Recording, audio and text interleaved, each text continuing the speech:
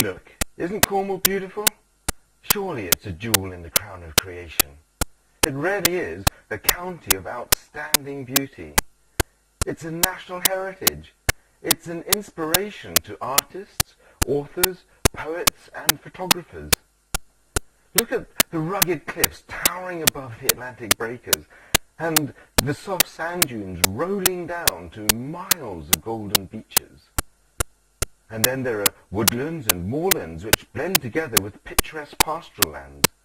And just look at the babbling brooks that wind their way down to rivers like the Fowl, which is famous throughout the world. And then there's St. Ives Bay, which is beauty beyond compare, inviting, even enticing, luring visitors by the thousand. But you know, the bay is not a haven. It's exposed to all but a few storms.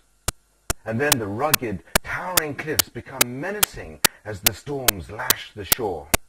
And the rocks, which have not been noticed before, bring huge ships to their end. And the gorgeous coastline becomes a graveyard for the poor seamen who have been drowned in the sea. But then, of course, there's Falmouth. Now, there really is a natural harbour. The lighthouse stands proud, warning mariners of danger and guiding them to the safety of the bay.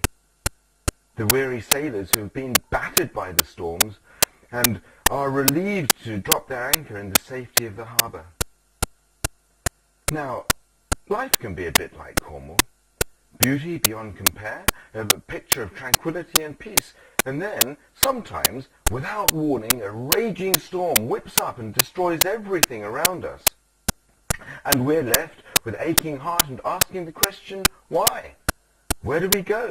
What do we do? To whom do we turn? You know, some who have been through the storms of life have found the answer. They have a strength to help them through. They have found the way that brings them life.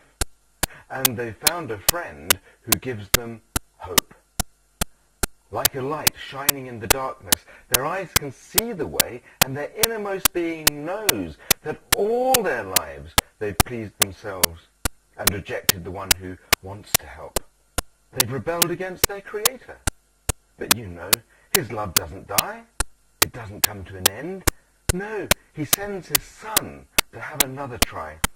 His Son, whose horizons are limitless, who is the beginning and the end, who holds the balance of the universe in His hands, gave up His life for them that had turned away from the Father. This one, whose name is above all names, His arms outstretched, holds His hands out and says, "Come, come to me, all you who are weary and burdened, and I will give you rest."